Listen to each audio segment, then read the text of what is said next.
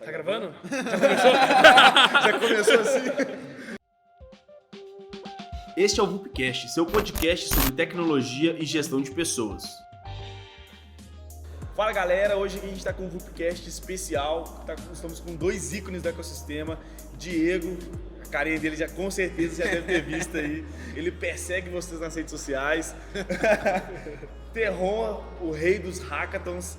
Cara internacional, faz hackathon no Vale do Silício, faz hackathon na Europa, tá em Floripa, tá em São Paulo, tá em todos os lugares ao mesmo tempo. Não sei como o Terron faz isso.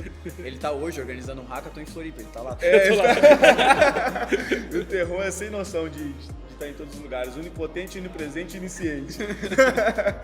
Mas então, galera, Diego, conta um pouquinho pra gente o que é a Rocket City, por que você tá aparecendo tanto na timeline da galera.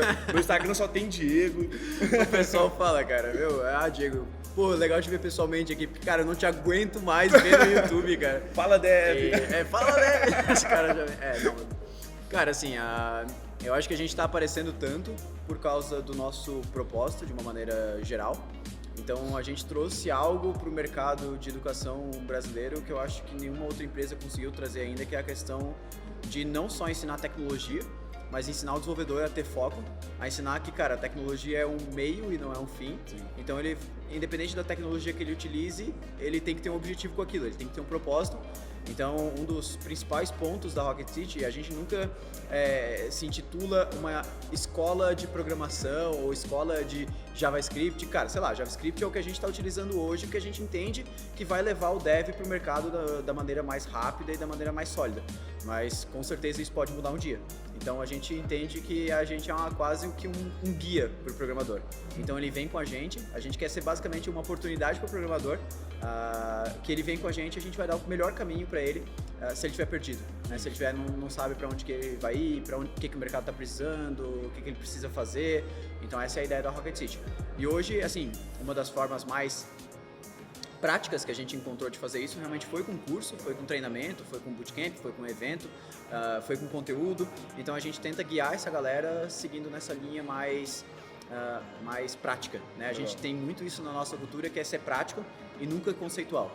Então dificilmente vai ver um conteúdo da Rocket City explicando um conceito, algo que vem tipo só de um livro, que não é baseado em prática. Então, tudo que a gente trouxe, por exemplo, aqui para dentro do Rocket City Experience foram, por exemplo, os parceiros dando workshops de coisas que eles aplicam na vida real. A gente não chamou nenhum cara para dar workshop de algo que ele está estudando e que não está aplicando dentro da empresa que ele trabalha e aí por diante. Então, a gente tem essas duas pegadas, né? A questão de ter foco e a questão de ser mão na massa, prática total. E quantos alunos hoje formaram na Rocket City? Nos cursos, nos treinamentos, né, no bootcamp, que são... os bootcamps em si, eles têm mais de 6 mil alunos, se não me engano, hoje. E a parte dos conteúdos gratuitos, se não me engano, já passou de 200 mil alunos nos cursos gratuitos, né? Isso sem contar todas as redes sociais e qualquer outra coisa que a gente consiga entregar, qualquer outro canal que a gente consiga entregar algum tipo de conteúdo. Legal. Galera, a gente tava falando do Diego aparecendo em todos os lugares. Ontem ele tava ali no evento do Rocket Experience. Eu fui tentar aproximar dele, tinha uma fila de pessoas pra tirar foto com o cara, velho. Ele é muito, muito global, muito global. Tá parecendo o Terron com esse monte de hackers que tá organizando, né, Terron? Opa, sempre. Falar um pouquinho da Xiaomi também. A gente é uma startup brasileira, né? A gente tem um pouco mais de 2 anos.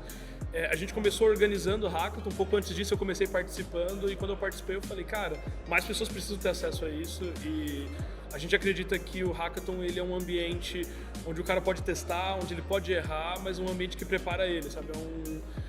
Pensa num treinamento ali baseado na vida real. Então o cara ele tá aqui dentro, ele conhece pessoas que ele não conhece, que ele não conhecia antes. Cara, eu achei muito massa aquela frase, desculpa te interromper, aquela frase que tu mandou no palco hoje. Eu também achei, mas eu não lembro qual é. Cara, eu lembro. Tu não precisa estar preparado pro hackathon, é o hackathon que vai te preparar pro mercado. Boa, verdade. Nossa, eu achei muito massa, a hora que tu falou aquela, eu falei, caramba! Na hora que eu falei, eu pensei isso, eu falei, cara, essa frase é boa. Inventou na hora, né? Foi espontâneo. E na verdade o hackathon ele permite isso, né? Cria uma espontaneidade para fazer as coisas, né? A gente segue um caminho muito tradicional, que você vai lá, escola, estuda, faculdade, blá, e aí você chega no mercado e você fala, tá, e agora? O que eu faço? E o hackathon não, você chega completamente sem nenhuma munição de informação, alguém vai lá e fala assim, educação. Você fala, cara, educação, o que eu faço com educação? Com pessoas que tu não conhece. Com pessoas que você não conhece, e aí você tem que, de uma forma muito espontânea, pegar o papel em branco, e eu valorizo muito o papel em branco, e escrever aquilo na hora. Então, é isso. Quando eu participei desse ambiente, eu falei, cara, esse ambiente me fez repensar tudo que eu tinha feito antes. Então, uma coisa que me incomodou muito particularmente é que, assim, eu sou formado em tecnologia e ninguém me falou disso enquanto eu estava ali. Sabe, ninguém falou, cara, você já ouviu falar disso? Eu fui conhecer Hackathon 4 anos depois de formado. E eu fico pensando quanto tempo eu perdi, sabe? Se eu tivesse conhecido isso na universidade, ou um pouco antes, ou um pouco depois, o quanto isso teria colocado a minha carreira em um outro patamar. E aí eu tive que correr atrás do prejuízo para chegar onde a gente está hoje. Então, eu acredito que o Hackathon é um potencializador de oportunidades. A gente tem visto isso no dia a dia, em todos os eventos.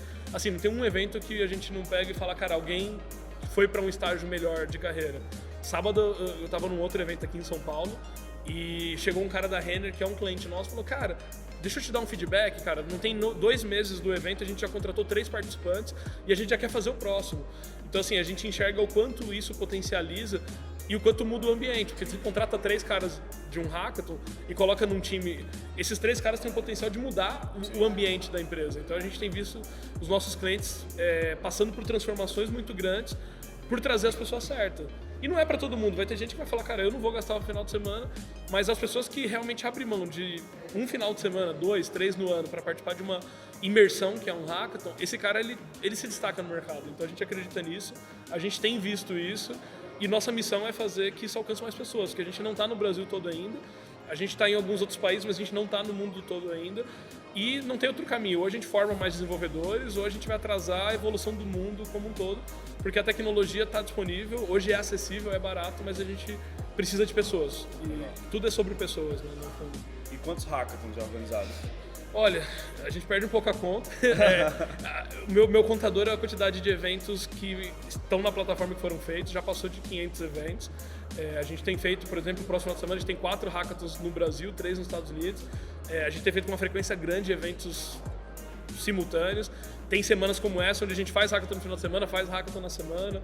Tem instituições de ensino usando a nossa plataforma para fazer hackathon dentro da sala de aula, fora da sala de aula, misturando os alunos. Então, a gente já perdeu um pouco, a gente não conta tanto, mas olhando para a comunidade, hoje a gente tem quase 30 mil pessoas na nossa comunidade, espalhados pelo Brasil e um pouco fora do Brasil. E essa base tem crescido muito e é um sinal de que a gente está conseguindo multiplicar, né? O cara que sai daqui, eu tenho certeza, a gente está aqui no evento da Rocket City, essas 1000 pessoas que vão sair daqui, eles vão sair falando, cara, eu participei de um hackathon, isso mudou minha vida, e aí essas 1000 pessoas vão gerar mais, no mínimo aí eles vão falar com as 5 ou 6, então vai gerar mais umas 6 mil pessoas que vão querer participar de um hackathon e vão querer passar por isso. Então isso é o que é muito legal quando a gente fala de impacto que é gerado através dos hackathons. Legal, e como é que vocês conheceram assim, o mercado de tecnologia?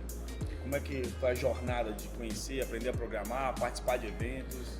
Eu sempre gostei muito de tecnologia, acho que desde pequeno, assim, eu sempre fui aquele cara curioso, e eu acho que muita nossa história, de todos nós aqui, queria computador e não era tão acessível, né? Então, quando eu era pequeno, não tinha computador ali disponível. Então, assim, tipo, meu tio era o cara da família que tinha um computador, então eu ia pra empresa dele, ficava ali tentando mexer durante o dia e chegava ali e falava, cara, eu não tenho computador, mas eu vou estudar. E eu segui esse caminho, me formei no ensino médio. Não foi tão fácil para mim entrar na área, então comecei minha faculdade, mas fui operador de telemarketing para pagar minha faculdade. E isso foi sempre assim, gerando uma expectativa de, cara, eu preciso estar mais perto, preciso estar mais perto. Não consegui ser um programador como profissão, e aí eu entrei numa área de planejamento estratégico, e aí chegou uma hora que eu falei, cara, isso não está me levando para onde eu quero ir. E aí eu saí, abandonei, decidi empreender, e aí que eu comecei quando eu saí do meu emprego não permitia participar de um evento. Então, se eu estivesse trabalhando, eu não ia conseguir estar aqui 3 dias num evento como esse. E aí eu falei, cara, se meu emprego não me permite, eu vou sair. E aí eu comecei a participar de tudo que era iniciativa. Então, eu fiquei um ano, assim, parecendo um louco, em todos os eventos possíveis. Não que eu não fique hoje, continuo em todos os eventos, continuo parecendo um louco. Mas isso me contextualizou muito rápido. Foi quando eu conheci o Hackathon. Eu tinha um outro negócio que era uma fábrica de software, mas eu falei, cara, eu gosto disso, e aí eu comecei a falar para todo mundo, cara, você precisa fazer um hackathon, você precisa participar de um hackathon. E a gente viu que a cadeira da autoridade do assunto estava vazia, a gente decidiu sentar nela e virar uma referência evangelizador do tema. Mas eu sempre gostei de tecnologia desde o berço. Acho que a minha geração nem todo mundo curtia, mas eu sempre fui aquele cara muito curioso para tecnologia. Cara, celular, computador, desenvolver, cara, brincar, Excel, tudo que tinha disponível para mim era ferramenta. E até hoje eu uso muito esse conhecimento que vem lá desde da minha infância. Eu já era o cara dos games, então eu me envolvi com tecnologia por causa de jogo e me envolvo até hoje, mas foi isso que me deu a porta de entrada para eu começar a entender como que a tecnologia funcionava. Então, cara, eu jogava e queria criar recursos pro jogo, vamos dizer assim. Então, por exemplo, a gente tinha times que a gente montava dentro do jogo, eu queria criar um site pro time. E eu ficava, cara, não faço a menor ideia como é que eu faço isso. E aí eu corri atrás. Instalei Dreamweaver na minha máquina, instalei um outro software que chamava Antena, que era para criação de site. E é coisa que arrastava na tela, assim, ia criando, e eu fiquei, caramba, mas eu chegava na hora de, beleza, agora eu preciso botar isso no ar, não fazia a menor ideia. E daí, beleza, agora eu preciso me especializar. E aí comecei a correr atrás de curso e tudo mais para tentar aprender a criar site, a colocar no ar. E aí eu fui começando a aprender, a entender, aí eu fui, me fascinando, assim. E depois disso, fiz estágio, entrei em empresa, fiz curso técnico, passei por várias empresas. E até que eu cheguei no momento, realmente, que eu falei, cara, sei lá, olha só, eu tô, tipo, 6, 7 anos trocando de empresa, mas, tipo, cara, eu não me sinto me desenvolvendo, assim, realmente pro lado onde tá o meu propósito, onde eu realmente queria estar. E aí eu falei, cara, essa jornada é muito complicada pra mim, deve ser complicada pra uma grande maioria dos programadores, entender onde que eles se encaixam no mercado, aonde que eles podem chegar, e eu sempre conto isso, que eu avistava no máximo as vagas que tinha na minha cidade.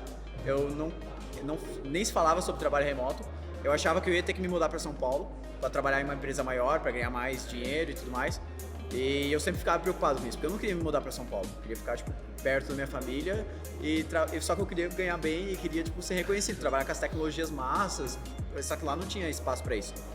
E aí eu falei, cara, o Robson, que é o CEO hoje da empresa, ele já trabalhava remoto, eu falei, cara, eu preciso fazer o que o Robson faz, preciso trabalhar remoto. E aí eu comecei a enviar e tal, e descobri que era possível, comecei a receber alguns sims de empresa, assim, eu falei, cara, é possível mesmo. Aí eu falei, meu Deus, eu tenho que, tipo, espalhar isso pro mundo, assim, que é possível. E aí, foi mais ou menos, nesse período, mais ou menos um ano depois, a gente começou a fundar a Rocket já. E aí a gente veio nessa pegada de mostrar pro dev a questão de, cara, tem muito mercado e não é só isso que tá aí perto da tua casa ou as empresas que estão aí do teu lado. Mas assim, a minha jornada de dev, ela foi uma jornada bem tradicional, eu acho que eu poderia assim dizer. Foi muito trabalhando desenvolvedor de software, e-commerce, trabalhando com, cara, software de gestão, RP, essas coisas assim, até o momento que eu falei, cara, não é possível que seja só isso. E eu sempre tive a vontade de ensinar, sempre tentei palestrar, me enfiar em workshop de faculdade, dei workshop de WordPress na faculdade, na época eu gostava muito e tal. E tentei montar outras escolas de programação antes da Rocket, assim. Só que acabava que não dava certo, porque tentava fazer tudo sozinho e acabava que o psicológico não aguentava. Então, até o momento que a gente fez a Rocket e realmente andou o negócio pela questão da gente conseguir realmente sanar uma dor, né? Resolver uma dor que a gente tinha, que é essa questão da falta de foco, né? Eu estudava 1000 linguagens diferentes e deu certo. Então, basicamente, minha jornada inteira de dev é isso. Claro que tem muita coisa aí dentro, mas de forma resumida. Legal. E como vocês enxergam o mercado de tecnologia hoje? Porque todo mundo fala que o mercado está aquecido, tem uma estatística da Computer World que fala que existem 4 vagas abertas para cada profissional, que vão faltar não sei quantos mil profissionais em 2021, 2022. Como que vocês enxergam hoje? Como que vocês acham que a Xiaomi e a Rocket City podem contribuir para essa ausência de profissionais qualificados no mercado? Legal. Hoje eu acho que mais do que falando de mercado específico, né? Mais do que vaga aberta, hoje tem muito lugar legal pra trabalhar, sabe? Eu pego assim, quando eu comecei minha carreira lá, tipo, meados de 2010, assim, você olhava e você falava, cara, só tem empresa chata pra trabalhar. E de fato, você viu um monte, acho que não empresa chata, mas você viu um monte de negócio sem propósito, sem um impacto maior, sem um algo a mais. E eu acho que a gente tá passando por um momento da história, assim, que o propósito está começando a fazer parte das empresas. Então você vê negócios que querem impactar o mundo de uma forma positiva. Então assim, ele não quer entregar só o produto, ele quer entregar o produto junto com o impacto. Então hoje, o que eu acho bem interessante é que eu hoje, empreendendo, às vezes eu olho e falo, cara, puta, essa empresa aqui, eu trabalharia nessa empresa, de boa.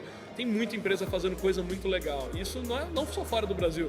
No Brasil tem muita empresa grande, crescendo, trazendo capital de fora para para potencializar e impactar, e tem muita empresa fazendo um impacto muito bacana. Então, assim, tem muita vaga em aberto, e hoje quem tem, acho que soft skill e hard skill, e um mix dos dois, assim, e busca aprender, acho que tem que ter muita humildade para aprender, mas também ao mesmo tempo tem que ter ali um skill um pouco mais ousado, o cara tem que ser um pouco ambicioso também de querer crescer. Tem muita porta aberta e tem muita porta muito legal.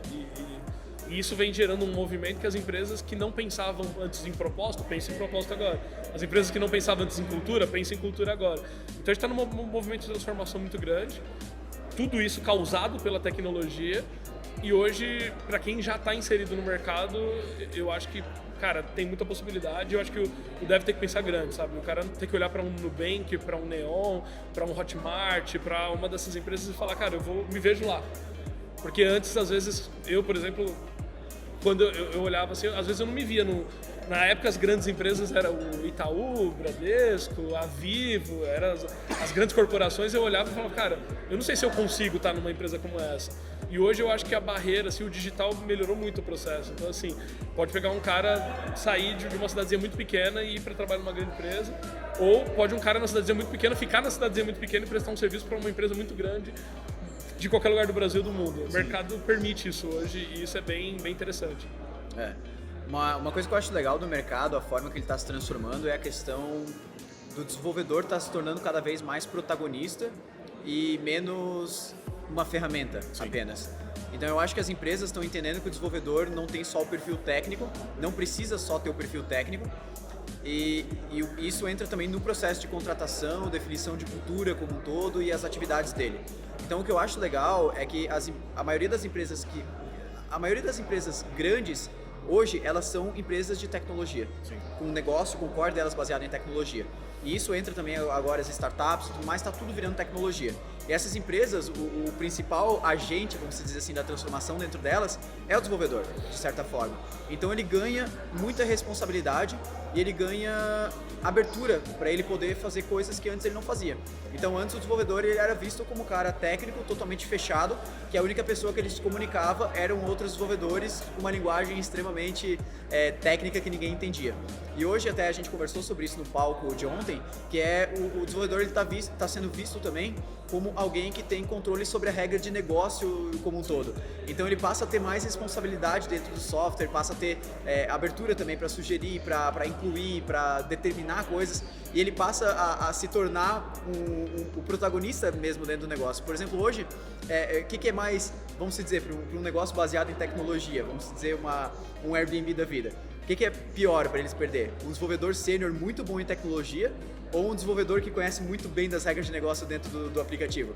Cara, com certeza é o que conhece bem das regras de negócio, porque se dá um erro ele já sabe onde que é, porque ele entende como que as coisas estão fluindo. Intimidade do produto. Exatamente. Então, assim, as coisas elas não estão mais virando só tecnologia, e isso eu acho muito massa, porque dá essa abertura da gente ter mais questão de soft skills, de cultura, de propósito, que geralmente é uma via de duas mãos, porque tu chega numa entrevista, não é mais aquela coisa, não é mais entrevista da empresa com o desenvolvedor, é quase que o desenvolvedor com a empresa, porque o desenvolvedor está chegando lá e fala, beleza, e qual que é o propósito de vocês?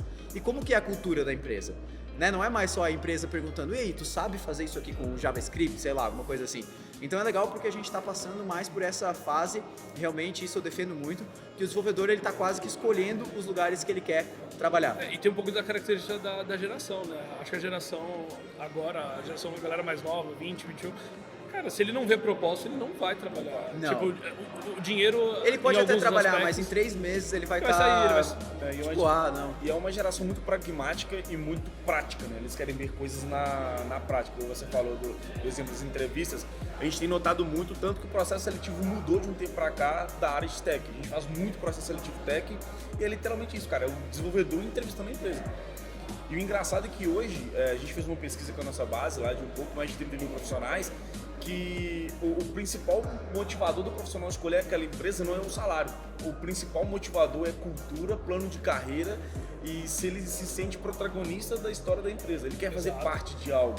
Então, quando você vê um profissional que, além dos conhecimentos técnicos, tem uma habilidade, uma soft skill, que faça com que ele compreenda melhor o modelo de negócio, é o cara que vai se destacar dentro da empresa. Acho que é uma necessidade de deixar legado, né? Então, assim, eu quero deixar um legado. Eu quero olhar e falar assim, cara, tá vendo esse aplicativo aqui? Milhões e milhões e milhões de pessoas usam. eu fiz. Tem meu dedo ali. E muita gente vem me perguntar assim, pô, Diego, porque assim, sei lá, eu não quero empreender, mas como é que eu poderia me destacar como desenvolvedor? Cara, eu acho que a melhor forma é tu tomando frente dentro da empresa e se tornando realmente esse desenvolvedor que sabe da regra de negócio, que consegue, vamos dizer, lidar com diferentes tipos de problemas lá dentro. Então, assim, por isso que eu acho que cada vez menos a gente vai enxergar desenvolvedor especificamente muito especialista em uma coisa que não quer saber de mais nada. Porque esse cara, provavelmente, ele vai ser muito bom tecnicamente naquilo, mas a hora que a empresa precisar dele, às vezes para outro problema e tal, ele não vai ter gosto por aquilo, não vai querer, vai ficar chateado por desenvolver aquilo. Então, cara, eu acho muito legal essa metodologia do desenvolvedor ser mais aberto à questão de tecnologias, assim. Cara, entender que tecnologia é algo que não é ela que vai te definir. Então, tu usa essas ferramentas para chegar no teu resultado final. Quais ferramentas? Tanto faz. Mas você acha que as empresas estão maduras para aderir a esse modelo? Porque hoje eu vejo muita empresa ainda caçando a sopa de letrinhas. Eu quero um desenvolvedor full stack que entenda Node, React e entenda de DevOps, CICA, ponto. Velho, será que é isso mesmo que você precisa? Ou você precisa daquele desenvolvedor da regra de negócio? É que eu acho que essas empresas que fazem essa sopa de letrinhas, botam esses requisitos, na maioria das vezes, quem lida com recrutamento nem é de dev. Sim. Então a pessoa chega lá com o time dela e fala, o que vocês usam aí? A gente usa Node, Docker. Então beleza, vou botar aqui e vou contratar alguém. E aí, tipo, sei lá, o cara tava usando lá Node pra fazer um if lá, um Hello World. Então, tipo assim, eu acho que essa questão de requisitos demais é um problema. Cara, as empresas de recrutamento e tudo mais, lá, VUP, estão aí para solucionar esse gap que é a questão de, cara, as empresas não sabem recrutar desenvolvedor. Tipo, isso é final, assim. Então, o que a gente tem de diferente é que as empresas mais startup, assim como elas geralmente no core team de sócios têm desenvolvedores, acaba ficando mais flexível isso. Sim. Mas assim, depois que se chegar um momento que isso sai da mão do desenvolvedor, que ele não tem mais participação, volta pro mesmo problema. Então... a visão que eu tenho é que assim, tudo mudou muito rápido. Então, assim, quem era o cara de tecnologia antes? A sala de tecnologia, na verdade, era uma sala escondida, porque assim, você ia trazer um executivo para dentro da empresa, você não podia passar na sala de tecnologia. Não tem as fotos assim, tipo, tem um grupo, daí procure o desenvolvedor, daí tem um maluco chinelão, assim, exatamente. Barbão o Steve Jobs, por exemplo, quando ele trabalhava na Atari, o cara ia sem chinelo, ele ia, sabe, tipo, era muito diferente o contexto. Então, assim... Tinha um estereótipo muito forte. Tinha. Isso, na verdade, é um dos problemas de porque a gente tem um gap tão grande de mão de obra. Porque as pessoas fugiam disso. Eu não quero ser chamado de desenvolvedor. Teve uma época que ser nerd era uma ofensa. Hoje em dia é legal, você eu sou nerd. Agora, teve uma época que você chamava o cara de nerd, você tava ofendendo o cara. E as empresas mudou tão rápido que, de repente, agora, quando você vai visitar uma empresa, o cara chega, isso aqui é a nossa área de tecnologia, o cara quer mostrar o que ele tem. Só que as empresas ainda não aprenderam a contratar. É muito complexo isso. A empresa está num processo de transformação. Usei esse exemplo falando com a galera aqui no evento ontem, de que assim, pensa assim, o cara em uma empresa de 70, 80 anos, que o vô passou pro pai, que passou pro filho, e o filho pega agora o negócio e fala, cara, ferrou. Nada, meu avô fez de um jeito, meu pai só manteve e agora que tá na minha vez aqui, tá tudo diferente. Se eu manter, eu vou morrer, e se eu mudar, eu vou morrer. O que eu faço? Exatamente. Então, assim, as empresas têm sido conservadoras em assumir alguns riscos. Então, eu acho que isso precisa acontecer, você não pode mudar tudo de uma vez, mas ao mesmo tempo eu vejo uma posição de aprendizado. Você vê muitas grandes empresas buscando essa adaptação, né? A gente tem empresas gigantes que a gente acha que não estão querendo se inovar, que ainda seguem padrões muito antigos, mas que eu já vejo, na verdade, ao contrário, elas estão realmente mudando. Quando você entra dentro da empresa, você então, olha por exemplo, a gente pensa isso desde tecnologia, a esquema de contratação. Então, por exemplo, sei lá, a gente pensa banco. Banco é uma coisa, o cara olha, pensa, é todo mundo engravatado e quem entra de TI lá é pra cuidar de impressora. Então, porque, cara, é muito assim, fechado, tu não sabe nada que acontece dentro do banco. E a Globo também, que tava aqui, eles falaram isso também, na Globo tu não sabe o que acontece lá dentro. Mas eu vejo essas empresas também, cara, investindo muito em novas tecnologias, em querendo integrar. Então, eu achava que a Globo utilizava só coisa, tipo, antigona, assim, coisa legada, que o pessoal que chegava lá, tipo, tinha que lidar com aquilo e era isso. Eles falaram que não. Eles falaram que lá cada time escolhe as tecnologias que vai utilizar em cada aplicação, que é bem aberto. Então eu falei, massa, isso é o sonho de todo desenvolvedor. Ele poder escolher as tecnologias que ele quer utilizar dentro de cada software, vamos dizer. Quando você visita uma empresa que tem um time, talvez um time core de tecnologia muito antigo, então o cara que está desenvolvendo há 15 anos para aquela mesma empresa, eu percebo que a galera um pouco mais antiga perdeu um pouco o time da atualização. Então tem um pouco disso, assim, muita empresa está começando a o quê? A dar aquele chacoalhão no time, então assim, a misturar um pouco o time, trazer uma galera mais nova. Mas você acha que não é que é timing ou realmente é o medo de arriscar, é o medo de mudar, é o medo de encarar uma coisa nova? Eu nem acho que é medo. Eu acho que é... Cara, assim, é um medo misturado com não quero. Entendi. Com ego, assim, talvez. É um tipo, pouco. não vai mudar, eu tô aqui, eu ganho bem. Eu sou especialista nisso, se eu mudar... A empresa não vai me demitir porque não vai conseguir botar alguém no lugar. Eu acho que tem um pouco disso.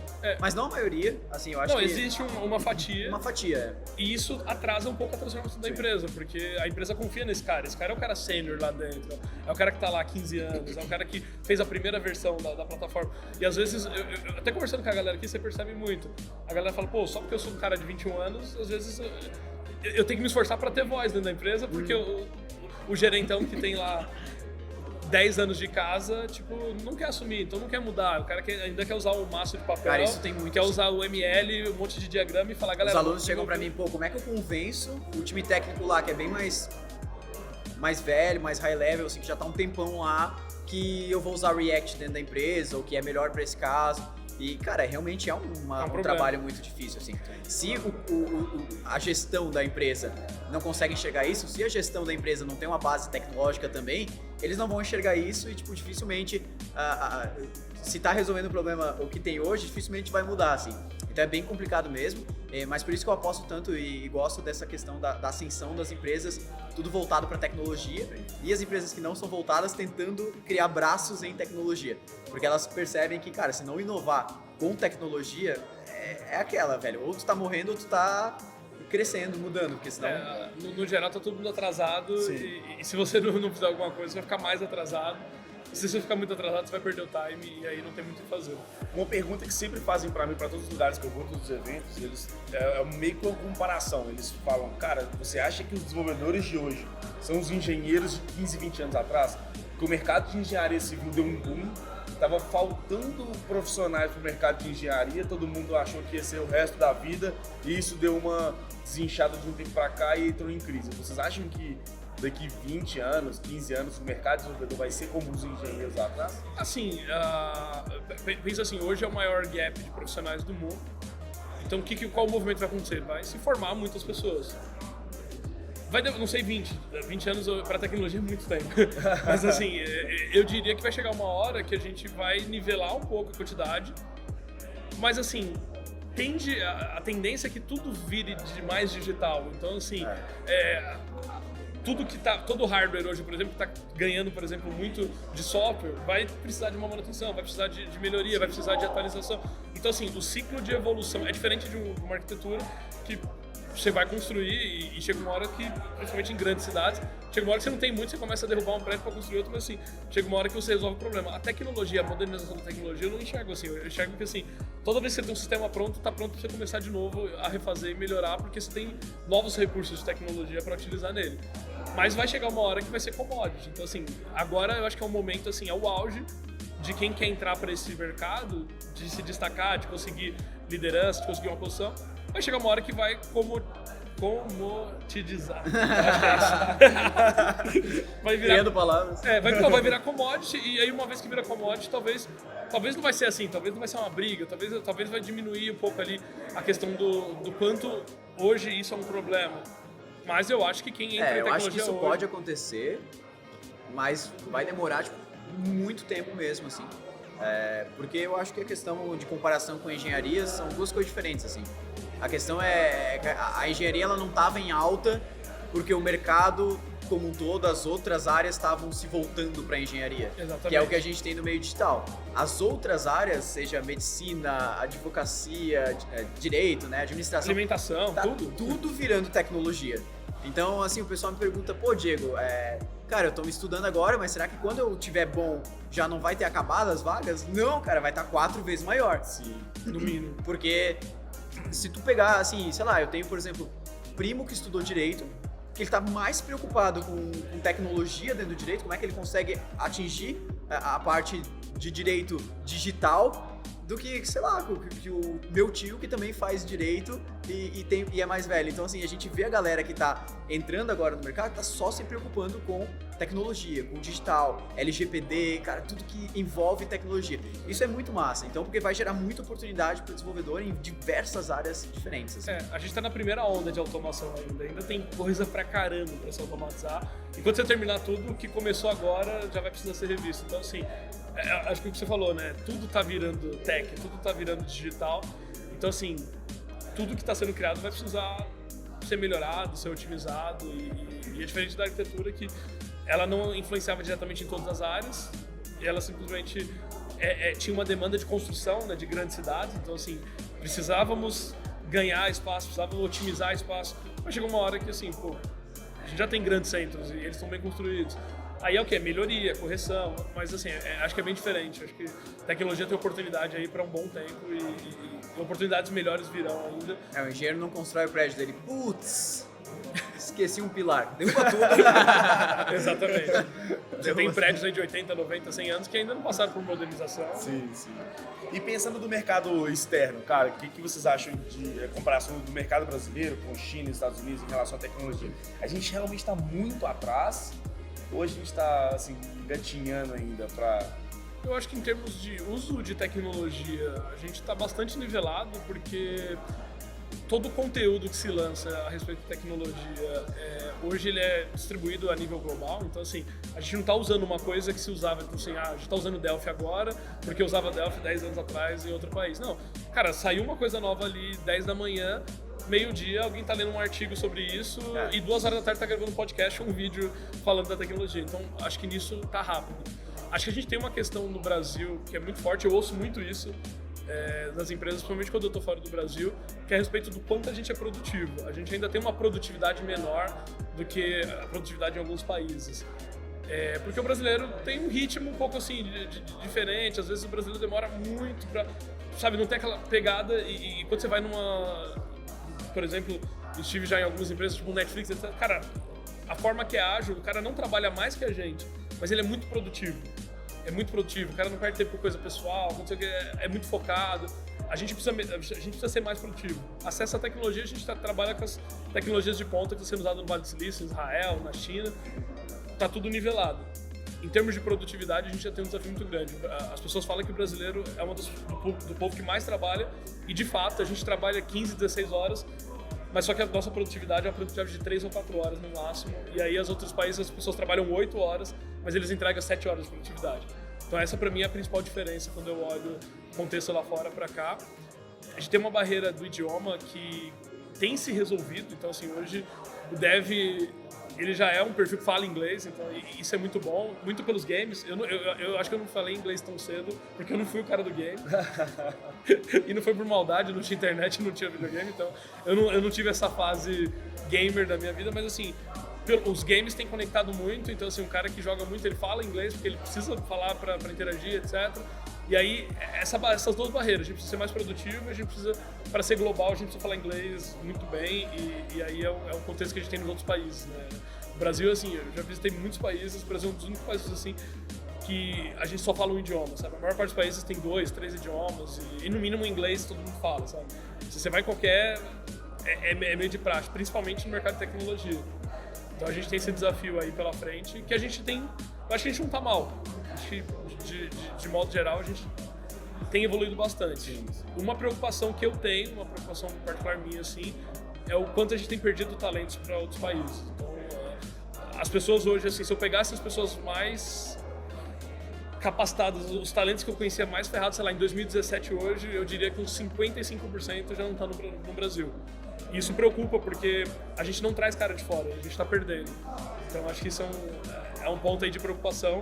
A gente precisa aprender a reter mais os nossos talentos aqui no país, porque esses caras são bons. Esses caras são das maiores empresas de tecnologia, dando show, mas são talentos que poderiam estar aqui agregando e ajudando o país. E muitas das vezes vão trazer talentos de fora por conta da língua. Por causa da barreira do idioma. Exatamente. Eu acho que a questão que o Brasil mais demorou foi nessa questão de inovação, de tecnologia nas empresas. Eu acho que a gente perdeu muito talento por causa que esses programadores, os devs, eles estavam procurando propósito dentro das empresas, cultura, e aqui no Brasil isso demorou tipo, muito tempo, enquanto que lá fora a gente já tinha esses modelos de empresas mais inovadoras, startups, cara, desde 2009, 2010. Aqui a gente começou isso com esse boom, cara, 2014, 15 pra frente, ele começou a ter essa divisão, vamos dizer assim, da empresa tradicional para a empresa mais inovadora. Então eu acho que muito aconteceu por causa disso, mas eu acho que assim, tá mudando. Eu vejo o Brasil como um grande polo tecnológico e eu tenho certeza que, cara, a gente tem grande potencial para virar, assim, um país muito referência em tecnologia. A gente tem várias empresas que estão surgindo aqui que resolvem problemas lá fora, assim, que nem surgiram ainda às vezes. Tipo o Nubank da vida, a gente pode falar, cara, o Nubank é com certeza um case financeiro que, sei lá fora os caras estão trabalhando com cheque aqui. Cara, o pessoal acha, não, lá nos Estados Unidos é tudo bem melhor, já bem mais automatizado. Vai com 10 pessoas no restaurante e tenta pagar com cartão. Cara, assim, meio de pagamento nos Estados Unidos é um problema, sabe? A gente tem os sistemas de pagamentos mais avançados do mundo. Não tem outro país que tem tão automatizado. Então, hoje... então, por isso sim, eu acho que o Brasil ele ganha em alguns pontos e vale a pena a gente investir nisso. Então, cara, eu tô vendo uma mobilização muito massa, assim, de, como eu falei, health techs, law techs e várias empresas fazendo conferências sobre isso, trocando ideias sobre isso. Eu tenho certeza que isso vai fomentar de uma maneira muito massa, assim. Então, cara, assim, se fosse pra jogar, assim, cara, 2020 pra frente, aí eu não vejo... mais pra frente, assim, eu não vejo a gente atrás tanto nessa questão de empresarial do que outros lugares, assim. Acho que a perspectiva ela é extremamente positiva. Vai dar bom. Vai dar bom pro país, sabe? A gente tá num momento... Eu assisto muitas palestras, assim, e os caras que estudam muito histórias de países, assim, eles falam que a gente tá num momento agora que é um momento meio que parece que não tá acontecendo nada, mas é o fim de um momento muito ruim e o começo de um momento muito bom. Então, assim, a próxima onda do Brasil é um Brasil mais conectado, com tecnologia de ponta, com formação de talentos, porque agora tá tão em evidência os nossos problemas, tá tão em evidência tudo que a gente precisa melhorar que, cara, não tem como não melhorar. Ou melhora ou desiste de vez, apaga a luz e sai fora. Mas a gente não vai desistir, então, assim, a perspectiva ela é positiva, acho que o futuro é bom. Tem uma característica que é única do brasileiro, a gente é conhecido internacionalmente pela nossa criatividade. Então, assim, você pega a galera de outros países, eu uso sempre esse exemplo, né? Se o parafuso da porta soltou, o cara de qualquer país fora do Brasil, ele vai ligar para um técnico pro cara vir e o brasileiro não, ele abre a gaveta da pia ali, pega a primeira faquinha que ele olha, porque nem chave de fenda ele tem, e ele vai lá e aperta o parafuso com a faca. Então, assim, a gente é criativo. É real isso. Tanto que, assim, todos os brasileiros que eu conheço que estão fora do Brasil e que estão se destacando muito, ele se destaca porque ele não é o especialista em um assunto, mas ele conhece um pouquinho de cada coisa e ele não tem medo de arriscar, sabe? O brasileiro não, eu não sei fazer isso. Não, ele vai lá e mete a mão. A gente, como na Xiaomi, a gente tem a nossa plataforma e a gente teve muita dificuldade com a nossa plataforma fora do Brasil, porque o cara vai usar o nosso software aqui, o cara olha na tela e sai procurando e ele consegue fazer o que tem que fazer. O americano ali olha e fala assim, cara, não achei o botão, ele manda um e-mail, mas ele não mexe no mouse para navegar. Porque falta essa criatividade, falta o jeitinho brasileiro, que a gente usa muito mais pro mal do que pro bem. Se ser aplicado pro bem, e tá começando a ser aplicado nos nossos negócios, tem um potencial disruptivo, assim, tem um potencial de acelerar muito. A gente é visto lá fora como um povo maker, um povo criativo, um povo mão na massa. A gente é um povo trabalhador. Acho que se a gente corrigir pequenas coisinhas e a gente tá tão exposto aos problemas, assim, tá tão na cara os problemas que a gente tem no Brasil, que não tem outra alternativa se não corrigir. E aí, é o que você falou, não vai demorar muito aí, bota 2 anos e já tá, né? Esse ano, 2019, pra gente, acho que tá sendo um ano recorde de dinheiro entrando no país, de novos negócios, de empreendedores de sucesso, mas ainda é pequeno perto do tamanho do Brasil. Mas coloca 2 anos aí, a gente vai ser com certeza um polo de tecnologia nacional. Vamos começar a trazer tecnologia, mandar tecnologia pra fora, então o futuro é promissor. Sim. Galera, a gente poderia falar aqui mais umas 3, 4 horas. Acho que eu pensei que você ia falar, a gente poderia estar roubando. Jeitinho brasileiro, né? Tu joga uma pergunta no Rodrigo e o cara... 30 minutos aí. A gente poderia falar aqui mais umas 3, 4 horas facilmente. Quem sabe a gente grava uma segunda versão, né? Por que não? Finalmente a gente conseguiu encontrar essas 3 empresas, só foi online, e-mail. O Rodrigo tá pra todo lado, então é mais fácil. O cara vai organizar 3 hackathons fora do Brasil e 3 no Brasil no final de semana, ele vai estar em todos presencialmente. Tem um case no meio do Nos caminho Estados que é Unidos outro também, ele vai estar lá também. Mas você ter sabe, em todos uma os lugares. curiosidade legal é que a gente fundou a Rocket City Xiaomi tem quase a mesma idade. Mesma idade. E a gente bem no comecinho ali na campus, a gente teve um trabalho encontrou junto. Por acaso, assim, a gente fez a gente chamou de Open Hack. Hack ou Open... Não, Open Campus Open. Cara. Open Campus Challenge. Open Challenge. Sei lá. Open Challenge. Era Open Challenge. Foi em 2018, né? A gente Foi fez... início de As 2018. duas empresas estavam começando, a gente fez um trabalho ali e depois a gente acabou não tendo tanto contato, cada um para um lado, e hoje a gente tá reencontrando. E, cara, isso é super legal, então assim, tô super feliz de gravar. Você já te falei, né? Sou fã da VUCA, eu acho que o trabalho de vocês é muito massa. E acho que se for pegar as 3 empresas assim, são 3 empresas que estão gerando impacto muito positivo para essa transformação do país. Né? Sim. Acho que isso é o mais legal. E é muito foda participar desse evento, não só como participante mesmo, mas como mentor do Hackathon, ajudar a galera dos workshops e tal. Cara, é foda ver a empolgação do pessoal, sabe? É um evento, assim, sensacional. Quem não veio esse ano, pelo amor de Deus, não falte nos próximos anos, porque eu acho assim, velho, tá sendo uma experiência única, conteúdo de ponta, gente de ponta falando sobre tecnologia de ponta. E assim, cara, é muito foda ver a empolgação do pessoal, o olho do pessoal, o sorriso da galera no meio do caminho, o network. Então, Mais de 1000 pessoas com o olho brilhando. mais de 1000 pessoas com os olhos brilhando, cara. Fora o maior pedra, papel e tesoura aqui. Cara, isso aí foi fantástico. Velho. Bizarro. Eu já tinha feito com sensacional. 100 pessoas, mas aquela galera, cara, não é possível, os caras vão se bater, cara. Maior torneio de Jockey Pô da América Latina. Maior torneio de Jockey Pô da Entrar América pro Latina. Guinness, velho. Teria que entrar. Então assim, galera, como é que a gente te acha nas redes sociais? Diego, Rodrigo? Rodrigo Terron em todas as redes. Se jogar no Google, você já acha ali, tá fácil. Ou Xiaomi, né? Pode seguir a Xiaomi também. Quem quiser saber sobre hackathon, participar de eventos, saber aonde eu tô pelo mundo, tá aí nas redes sociais. Essa vai ser a missão mais difícil de acompanhar, né? Se quiser marcar um hackathon também pra 2026 também, Por que já não? tem calendário. Já. A agenda 2016 tá um pouco... Cabe evento ainda. Cara, então eu uso basicamente Twitter e LinkedIn pra mim, e GitHub no caso, mas pra contato eu acho que Twitter e LinkedIn é só procurar por Diego Fernandes. No Twitter é Diego, com 2 Es, Diego SF. E no LinkedIn é Diego Shell Fernandes, tudo junto. Mas é as 2 maneiras mais fáceis de entrar em contato. O resto, cara, eu nem olho mais. Assim. Show de bola.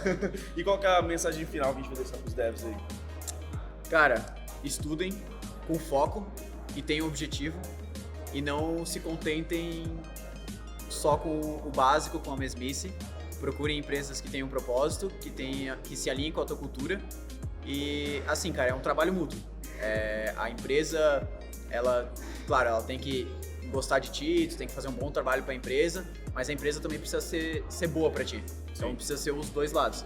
Então, cara, não se contenta em ser só mais um, porque tem espaço para todo mundo ser protagonista, para todo mundo ser foda. Não para poucas pessoas serem foda e o resto tá embaixo dela. Não é, hoje cara, tem oportunidade para estar no mesmo nível assim dos cargos mais altos da empresa possível, assim. E também, claro, empreender e cara, a pessoa que mais tem faca, queijo, pão, goiabada na mão é o dev, cara. É o dev que, cara, ele consegue fazer tudo praticamente sozinho, assim. Então, E é criativo, né? sozinho não, mas assim, consegue Tira tirar uma empresa do papel tira uma sozinho. empresa do papel sozinho. O que eu diria é que o Brasil precisa muito dos talentos de tecnologia. Se tem alguma coisa que vai mudar o Brasil é o uso de tecnologia. A gente não muda sem tecnologia. E, cara, os protagonistas são vocês. Então, assim, olha alto, sobe a barra, escolhe onde você quer ir, vai com muita ousadia, muita determinação. Porque, assim, não tem uma limitação, sabe? Já não tem aquela coisa de, pô, não é pra você. Cara, tá acessível, as empresas estão aí.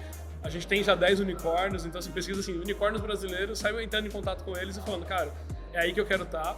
Ou se não, fundem alguma coisa, cara. Empreender é difícil, mas acho que, putz, não tem poucos privilégios tão bons quanto, sabe? A gente passa um monte de altos e baixos, mas assim, olha a Rocket City, olha a VUP, olha a Xiaomi, a gente tá gerando impacto, fazendo um trabalho super legal. E quanto mais pessoas empreendendo, acho que também é algo que ajuda o Brasil, aquece o motor, gera emprego. Hoje a gente impacta famílias através do nosso trabalho e você também pode fazer isso. Então, ousadia, determinação, a força brasileira e vamos melhorar esse país porque chegou a hora. Ou o Brasil muda nessa geração, Tá no ou a gente timing perfeito. quebra ele em 4 aí.